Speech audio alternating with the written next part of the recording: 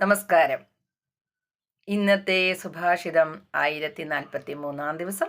സമർപ്പണം ശ്രീ PMN നമ്പൂതിരി. അവതരണം Geetha K Namboothiri, ആലക്കോട്ടിലും. തസ്മാദേതാ സദാ പൂജ്യ ഭൂഷണാച്ഛാദനാശനൈ ഭൂതികാമൈർനരൈർനിത്യം സത്കാരേഷുത്സവേഷു ച. അർത്ഥം: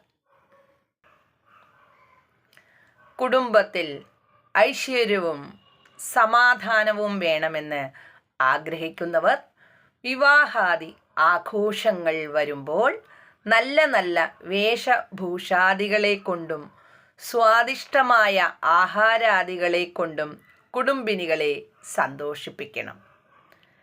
ഹരി ഓം. നന്ദി. നമസ്കാരം.